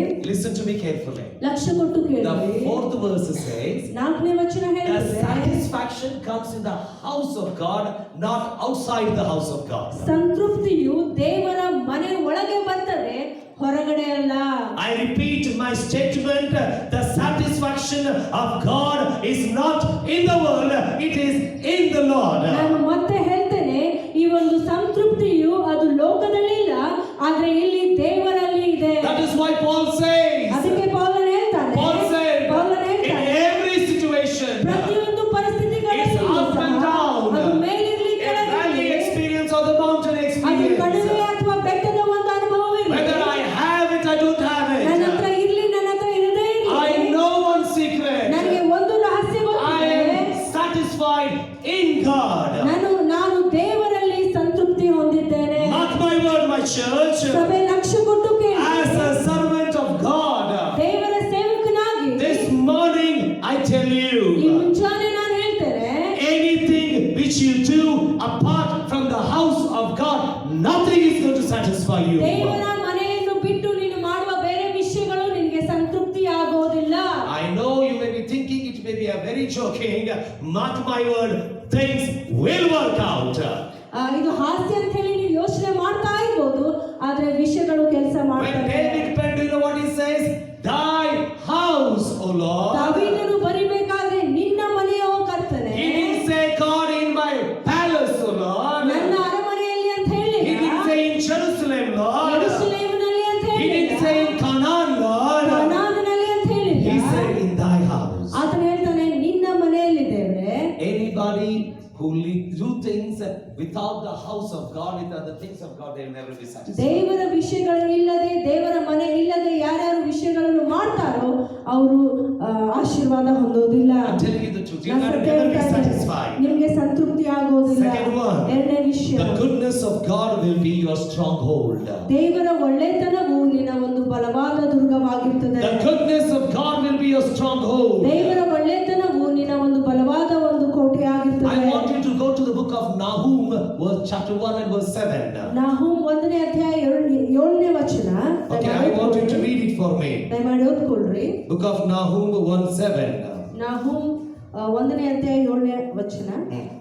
ಕರ್ತನು ಒಳ್ಳೆಯವನು, ಇಕ್ಕಟ್ಟಿನ ದಿವಸದಲ್ಲಿ ಬಲವಾದ ಕೋಟೆಯಾಗಿದ್ದಾನೆ. You know what the Bible says? Bible ಏನ್ ಹೇಳ್ತದೆ ಗೊತ್ತ್ರಿ? The Lord is a good God. ದೇವರು ಒಳ್ಳೆಯವನಾಗಿದ್ದಾನೆ. In the time of trouble, ಇಕ್ಕಟ್ಟಿನ ಸಮಯದಲ್ಲಿ He is a stronghold. ಆತನು ಬಲವಾದ Okay, read it in ಕೋಟೆಯಾಗಿದ್ದಾನೆ. some other version. ಯೆಹೋವನು ಒಳ್ಳೆಯವನು, ಇಕ್ಕಟ್ಟಿನ ದಿನದಲ್ಲಿ ಆಶ್ರಯ ದುರ್ಗವಾಗಿದ್ದಾನೆ. He says, Ashraya Durgavu. ಆಶ್ರಯ ದುರ್ಗವು ಅಂತ. Now, church, listen to me here. ಸಭೆ ಲಕ್ಷ್ಯ ಕೊಟ್ಟು ಕೇಳ್ರಿ. This morning, ಈ ಮುಂಜಾನೆ I will tell you. ನಾನು ಒಂದು ವಿಷಯ ಹೇಳ್ತೇನೆ. 2021, we will all have troubles. 21ನೇ ವರ್ಷದಲ್ಲಿ ಎಲ್ಲರಿಗೂ ಸಮಸ್ಯೆಗಳಿರ್ತದೆ. Come on now, amen.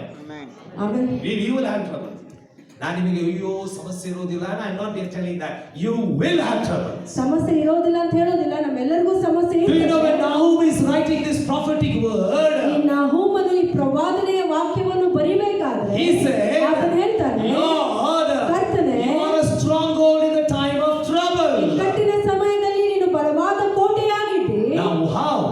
ಹೇಗೆ? Because of the goodness of God. ಯಾಕಂದ್ರೆ ದೇವರ ಒಂದು ಒಳ್ಳೆತನದಿಂದ. The goodness of God will become your stronghold. ದೇವರ ಒಳ್ಳೆತನವು ನಮ್ಮ ಒಂದು ಬಲವಾದ ಕೋಟೆಯಾಗಿರ್ತದೆ. Now church, listen to me carefully. ಸಭೆ ಲಕ್ಷ್ಯ ಕೊಟ್ಟು ಕೇಳ್ರಿ. At the same time, ಅದೇ ಸಮಯದಲ್ಲಿ Satan will use lies to tell bad or untrue lie about God. ಈ ಸೈತಾನನು ದೇವರ ವಿಷಯವಾಗಿ ಸುಳ್ಳು ಹೇಳಲಿಕ್ಕೆ ಆತನು ಪ್ರಯತ್ನ ಮಾಡ್ತಾನೆ. He will tell all the lies. ಆತನು ಎಲ್ಲಾ ತರವಾದ ಸುಳ್ಳುಗಳನ್ನು ಹೇಳ್ತಾನೆ. He will tell this is a thing, this is a thing. God is not good, God is not good. But let me tell you, God is good. ಆತನು ಹೇಳ್ತಾನೆ ಈ ರೀತಿಯಾಗಿ ದೇವರು ಒಳ್ಳೆಯವನಲ್ಲ ಅಂತ ಹೇಳಿ ಎಲ್ಲಾ ರೀತಿಯಾಗಿ ಹೇಳ್ತಾನೆ. ಆದ್ರೆ ದೇವರು ಒಳ್ಳೆಯವನಾಗಿದ್ದಾನೆ. Mark my word. ಲಕ್ಷ್ಯ ಕೊಟ್ಟು ಕೇಳ್ರಿ. When I lost my father, ನನ್ನ ತಂದೆಯನ್ನು ನಾನು ಕಳ್ಕೊಂಡೆ. I had a big question mark before God. ನನ್ನ ದೇವರ ಮುಂದೆ ನನಗೆ ಒಂದು ಪ್ರಶ್ನೆ ಚಿಹ್ನೆ I ಇತ್ತು. said, why did you take him? ದೇವರೇ ಯಾಕೆ ಆತನನ್ನು ತೆಗೆದುಕೊಂಡೆ? My whole family runs because of him. ಇಡೀ ಕುಟುಂಬವು ಆತನಿಂದನೇ ನಡೀತದೆ. Why did you take him? ಯಾಕೆ ಆತನನ್ನು My brother's ತೆಗೆದುಕೊಂಡೆ? family runs with him. ನನ್ನ ಅಣ್ಣನ ಕುಟುಂಬ ಆತನಿಂದನೇ ನಡೀತದೆ. God told me, ದೇವರು ನನಗೆ ಹೇಳಿದನು, it is mine. ಅದು ನನ್ನ ಚಿತ್ತವಾಗಿದೆ. I'm taking him. ಆತನನ್ನು ತೆಗೆದುಕೊಂಡು I will ಹೋಗ್ತೇನೆ. take care of with my goodness. I will take care of them. ನನ್ನ ಒಳ್ಳೆತನದಿಂದ ಅವರನ್ನು ನಾನು ನೋಡ್ಕೊಳ್ತೇನೆ. Sincerely tell me. ಯಥಾರ್ಥವಾಗಿ ಹೇಳ್ತೇನೆ. 2020, whatever trouble you faced, 21ನೇ ವರ್ಷದಲ್ಲಿ ಯಾವ ಕಷ್ಟಗಳನ್ನು ನೀನು ನೋಡಿದ್ದೀಯೋ, in 2021, 21ನೇ the ವರ್ಷದಲ್ಲಿ goodness of God will become your strength. ದೇವರ ಒಳ್ಳೆತನವು ನಿನ್ನ ಬಲವಾಗಿರ್ತದೆ. The goodness of God will become your stronghold. ದೇವರ ಒಳ್ಳೆತನವು ನಿನ್ನ ಬಲವಾಗಿರ್ತದೆ. God will protect you ದೇವರು ನಿನ್ನನ್ನು ಸಂರಕ್ಷಿಸ್ತಾನೆ from all the trouble. ಎಲ್ಲಾ ಒಂದು ಕೇಡಿನಿಂದ. I am not denying the trouble. ಆ ಒಂದು ಸಮಸ್ಯೆ ಬರೋದಿಲ್ಲ ಅಂತ I am ಹೇಳ್ತಾ not ಇಲ್ಲ. hiding you from the ಆ trouble. ಒಂದು ಸಮಸ್ಯೆದಿಂದ I ಮುಚ್ಚಿಟ್ಕೊಳ್ತಾನೆ. am telling you the trouble will come. ಆದ್ರೆ ಸಮಸ್ಯೆ ಬರ್ತದೆ ಅಂತ But the ಹೇಳ್ತೇನೆ. goodness of God will protect you. ಆದ್ರೆ ದೇವರ ಒಳ್ಳೆತನವು ನಿನ್ನನ್ನು ಸಂರಕ್ಷಿಸ್ತದೆ. The third one, ಮೂರನೇ ವಿಷಯ, the goodness of God will bring you new revelation of God's glory. ದೇವರ ಒಳ್ಳೆತನವು ದೇವರ ಈ ಒಂದು ಮಹಿಮೆಯ ಒಂದು ಪ್ರಕಟಣೆಯನ್ನು ತೆಗೆದುಕೊಂಡು ಬರ್ತದೆ. That means ಅದರರ್ಥ He is going to reveal us in a very new way this year. ಈ ವರ್ಷದಲ್ಲಿ ತನ್ನನ್ನು ತಾನು ಒಂದು ಹೊಸ ರೀತಿಯಿಂದ ನಮ್ಮನ್ನು If ತೋರಿಸಿಕೊಡ್ತಾನೆ. you go to the book of Exodus, I want two people to read these verses. ವಿಮೋಚನೆ ಕಾಂಡ, ದಯಮಾಡಿ ಈ ಒಂದು ವಚನ ಇಬ್ರು ಜನರು ಓದಬೇಕಾಗಿ. Somebody read for me 33rd chapter verse 18 and 19. ಯಾರಾದ್ರೂ 33ನೇ ಅಧ್ಯಾಯ 18 ಮತ್ತು 19ನೇ ವಚನ And ಓದ್ಕೊಳ್ಳಿ. somebody read 34th chapter verse 5 and 6. ಮತ್ತು ಯಾರಾದ್ರೂ 34ನೇ ಅಧ್ಯಾಯ 5 ಮತ್ತು 6ನೇ ವಚನ ಓದ್ಕೊಳ್ರಿ. Okay, first 33. ಮೊದಲನೇದಾಗಿ 33ನೇ ಅಧ್ಯಾಯ. ಅದಕ್ಕೆ ಆತನು, Now, ನಾನು ನನ್ನ ಒಳ್ಳೆಯತನಗಳನ್ನೆಲ್ಲ ನಿನ್ನೆದುರಿಗೆ ಹಾದುಹೋಗ ಮಾಡಿ, ಕರ್ತನ ಹೆಸರನ್ನು ನಿನ್ನ ಮುಂದೆ ಪ್ರಕಟ ಮಾಡಿ, ನಾನು ಯಾರಿಗೆ ಕೃಪೆಯುಳ್ಳವನಾಗಿರಬೇಕೋ ಅವರಿಗೆ ಕೃಪೆಯುಳ್ಳವನಾಗಿರುವೆನು.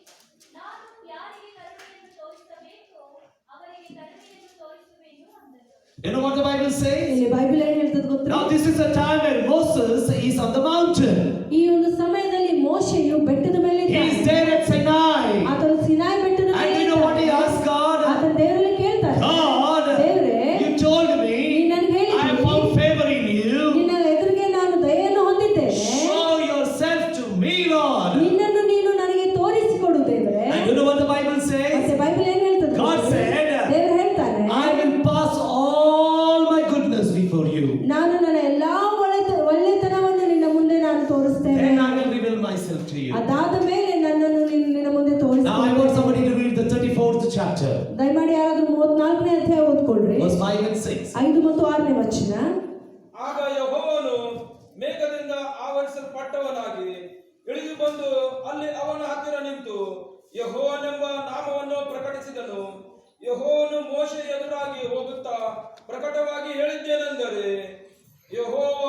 ಯೆಹೋವ ಕನಿಕರವು ದಯೆಯೂ ಉಳ್ಳ ದೇವರು, ದೀರ್ಘ ಶಾಂತನು, ಪ್ರೀತಿಯು ನಂಬಿಕೆ ಉಳ್ಳವನು. Now listen to me carefully. ಲಕ್ಷ್ಯ ಕೊಟ್ಟು ಕೇಳ್ರಿ. I don't know whether you identified something very beautiful here. ಇಲ್ಲಿ ನೀವು ಗುರುತಿಸಿದ್ದೀರೋ ಇಲ್ಲೋ ನನಗೆ ಗೊತ್ತಿಲ್ಲ. When Moses and God were having a dialogue, ಮೋಶೆ ಮತ್ತು ದೇವರು ಮಾತನಾಡುವಾಗ you know what Moses said? ಮೋಶೆ ಏನ್ ಹೇಳ್ತಾನೆ ಗೊತ್ತಾ? Moses said, ಮೋಶೆ ಹೇಳ್ತಾನೆ, show yourself to me, Lord. ನಿನ್ನನ್ನು ನೀನು ನನಗೆ ತೋರಿಸಿಕೊಡು. Now mark this word. Mark ಮಾಡ್ಕೊಳ್ಳಿ. God said, I will bring all my goodness before you. ದೇವರು ಹೇಳ್ತಾನೆ, ನನ್ನ ಎಲ್ಲಾ ಒಳ್ಳೆತನವು ನಿನ್ನ ಮುಂದೆ ತೆಗೆದುಕೊಂಡು ಬರ್ತೇನೆ. And now when you go to the 34th chapter, the 5th verse, 34ನೇ ಅಧ್ಯಾಯದ 5ನೇ ವಚನಕ್ಕೆ ಹೋಗುವಾಗ the Bible says that God stood before Moses. ದೇವರ ವಾಕ್ಯ ಹೇಳ್ತದೆ, ದೇವರು ಮೋಶೆಯ ಮುಂದೆ ನಿಂತನು. Did you understand? ಅರ್ಥ ಮಾಡ್ಕೊಂಡಿದ್ದೀರೋ? Did you understand? ಅರ್ಥ ಮಾಡಿಕೊಂಡಿದ್ದೀರೋ? He said, ಆತನು I will ಹೇಳ್ತಾನೆ, pass all the goodness. ನಾನು ನಿನ್ನ ಮುಂದೆ ಎಲ್ಲಾ ಒಳ್ಳೆತನವನ್ನು ತೆಗೆದುಕೊಂಡು But in the ಹೋಗ್ತೇನೆ. 34th chapter, there is nothing called goodness. The Bible says he himself stood there. ಆದ್ರೆ 34ನೇ ಅಧ್ಯಾಯದಲ್ಲಿ ಯಾವುದೇ ಒಳ್ಳೆತನ ಇಲ್ಲ, ಆದ್ರೆ ದೇವರೇ ಸ್ವತಃ ಬಂದು ಅಲ್ಲಿ In ನಿಂತುಕೊಂಡು. other words, ಬೇರೆ do you know ವಾಕ್ಯಗಳು what God is telling? ದೇವರು ಏನ್ ಹೇಳ್ತಾ ಇದ್ದಾನೆ ಅಂದ್ರೆ, My character is goodness. I am good. ನನ್ನ ಒಂದು ಸ್ವಭಾವವು ಏನಂದ್ರೆ ನಾನು ಒಳ್ಳೆಯವನಾಗಿದ್ದೇನೆ And I am good. ಮತ್ತು ನಾನು ಒಳ್ಳೆಯವನಾಗಿದ್ದೇನೆ. I come with my whole nature. ನನ್ನ ಒಂದು ಇಡೀ ಸ್ವಭಾವದಿಂದ ನಾನಲ್ಲಿ ಬಂದು I come with my personality. ನನ್ನ ವ್ಯಕ್ತಿತ್ವದಿಂದ ನಾನು ಬಂದು ನಿಂತಿದ್ದೇನೆ. In other words, ಬೇರೆ ವಾಕ್ಯಗಳಲ್ಲಿ God said, ದೇವರು ಹೇಳ್ತಾನೆ, or God is saying, ದೇವರು ಹೇಳ್ತಾ ಇದ್ದಾನೆ, my goodness will bring a revelation of who He is. ನನ್ನ ಒಂದು ಒಳ್ಳೆತನವು ಆತನು ಯಾರಾಗಿದ್ದಾನಂತ ಹೇಳಿ ಆ ಪ್ರಕಟಣೆಯನ್ನು ತೆಗೆದುಕೊಂಡು ಬರ್ತದೆ. But let me tell you, ಆದ್ರೆ ಒಂದು ವಿಷಯ ನಾನು it's ಹೇಳ್ತೇನೆ, not for everybody. ಅದು ಎಲ್ಲರಿಗೂ ಅಲ್ಲ. It is for like people like Moses who are hungry for God. ಮೋಶೆ ಹಾಗೆ ಜನರು ಯಾರು ದೇವರಿಗಾಗಿ ಹಸಿವುಳ್ಳವರಾಗಿದ್ದಾರೋ ಅವ್ರಿಗಾಗಿ It's ಆಗಿದೆ. not for everybody. ಅದು ಪ್ರತಿಯೊಬ್ಬರಿಗೂ ಅಲ್ಲ. Not for the one who has drunk and eaten the whole Bible. ಯಾರ್ಯಾರು ಈ ಒಂದು ಇಡೀ ಬೈಬಲ್ ಅನ್ನು ಅರ್ಥ ಹೊಂದಿದ್ದಾರೋ ಅವ್ರಿಗಲ್ಲ. It is for those who are hungry for God. ದೇವರಿಗಾಗಿ ಹಸಿವುಳ್ಳವರು ಅವ್ರಿಗಾಗಿ ಇದೆ. God is going to reveal Himself to you. ದೇವರು ಅವರಿಗೆ ಆತನನ್ನು That ತೋರಿಸಿಕೊಡ್ತಾನೆ. means if this whole year is going, if you are hungry for God, you are going to experience Him personally. ಅದರ ಅರ್ಥ ಈ ಇಡೀ ವರ್ಷವೂ ಆತನಿಗಾಗಿ ನೀವು ಹಸಿವುಳ್ಳವರಾಗಿ ತವಕದಿಂದಿದ್ರೆ ಆತನು ನಿಮ್ಮನ್ನು ತೋರಿಸಿಕೊಡ್ತಾನೆ. Fourth one, 4ನೇ ವಿಷಯ, let me tell you, this is also very important. ಇದು ಸಹ ಪ್ರಾಮುಖ್ಯವಾಗಿದೆ. The goodness of God will release perfect gifts for you. ದೇವರ ಒಳ್ಳೆತನವು ನಿಮಗೆ ಪರಿಪೂರ್ಣವಾದ ವರಗಳಿಂದ ಅದು ಬಿಡುಗಡೆ I want you to ಮಾಡುವಂಥದ್ದು. read James 1 and verse 17. ಯಾಕೋಬ 1ನೇ ಅಧ್ಯಾಯ 17ನೇ ವಚನ ದಯಮಾಡಿ ಓದ್ಕೊಳ್ರಿ. ಯಾಕೋಬ 1:17 Quickly. ವೇಗವಾಗಿ. ಎಲ್ಲಾ ಒಳ್ಳೆ ದಾನಗಳು ಹೊಂದಿರದ ಎಲ್ಲಾ ವರಗಳು ಮೇಳದಿಂದ ಸಕಲ ವಿಧವಾದ ಬೆಳಕಿಗೂ ಮೂಲ ಕಾರಣನಾದವನಿಂದ ಇಳಿದು ಬರುತ್ತವೆ. Now listen to me. ಲಕ್ಷ್ಯ ಕೊಡಿ. And good God ಒಳ್ಳೆ will give ದೇವರು good gifts ಒಳ್ಳೆ ವರಗಳನ್ನು to ಕೊಡ್ತಾನೆ his children. ಆತನ ಮಕ್ಕಳಿಗೆ. Now what is the gift? What do you need? ನಿಮ್ಗೆ ಬೇಕಾಗಿರುವ ಆ ವರವು ಏನಾಗಿದೆ? Ask it to God. ದೇವರಲ್ಲಿ ಕೇಳ್ಕೊಳ್ರಿ And God will bless you with that. ಮತ್ತು ದೇವರು ಅದರಿಂದ ನಿಮ್ಗೆ ಆಶೀರ್ವಾದ He will give ಮಾಡ್ತಾನೆ. you the good gifts. ಆತನು ನಿಮಗೆ ಒಳ್ಳೆ ವರಗಳನ್ನು ಕೊಡ್ತಾನೆ. Now before I could finish, ನಾನು ಮುಗಿಸಕ್ಕಿಂತ The last ಮುಂಚಿತವಾಗಿ ಕೊನೆಯದಾಗಿ okay, I want you to see the prosperity of this year. ಈ ವರ್ಷದ ಒಂದು ಅಭಿವೃದ್ಧಿಯನ್ನು ನೀವು ನೋಡಬೇಕಾಗಿ We ನಾನು spoke about the person of the ಈ year. ವರ್ಷದ ವ್ಯಕ್ತಿಯ ವಿಷಯವಾಗಿ We ನೋಡಿಕೊಂಡು saw the promise of the ಈ year.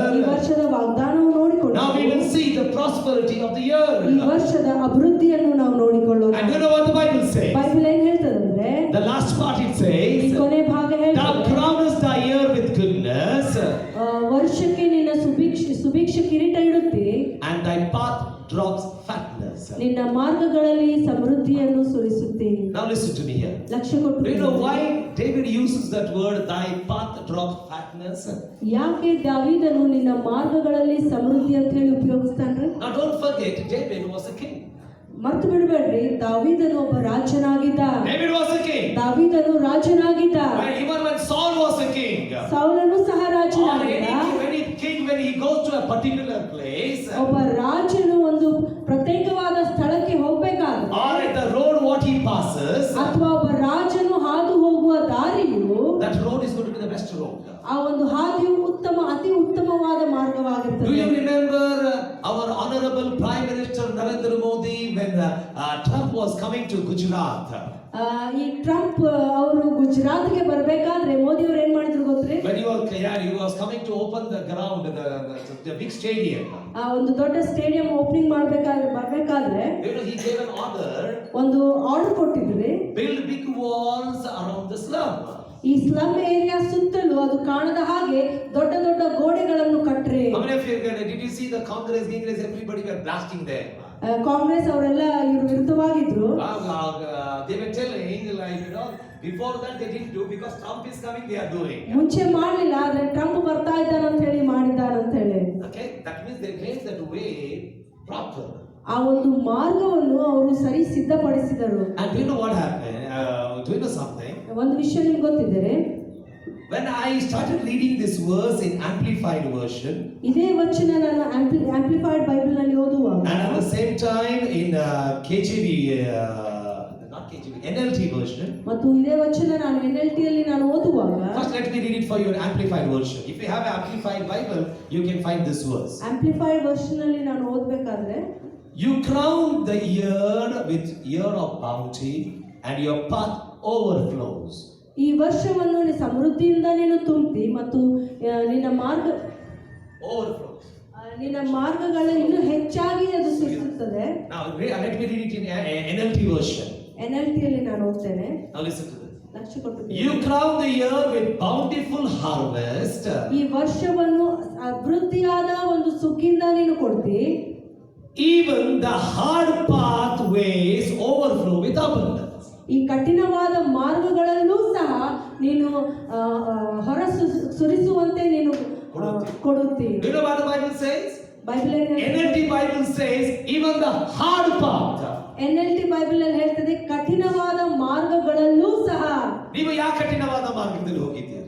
ನೀವೆಂತ ಕಠಿಣವಾದ ಮಾರ್ಗಗಳಲ್ಲಿ ಹೋಗ್ತಾ ಇದ್ದೀರಿ? Right? What kind of a tough time you have gone? ನೀವು ಎಂತ ತರವಾದ ಕಠಿಣವಾದ ಒಂದು ಸಮಯದಲ್ಲಿ ನೀವು ಹಾದು ಹೋಗಿದ್ದೀರಿ? Write down this verse. That hard path is going to be an abundant path. ಇದು ಬರ್ತ್ಕೊಳ್ರಿ, ಆ ಒಂದು ಕಠಿಣವಾದ ಒಂದು ಸಮಯವು ಅದು ಅಭಿವೃದ್ಧಿಯ ಸಮಯವಾಗಿರ್ತದೆ. And this is what when God I was reading this verse. ಈ ವಚನವನ್ನು ನಾನು ಓದುವಾಗ Do you know what God meant?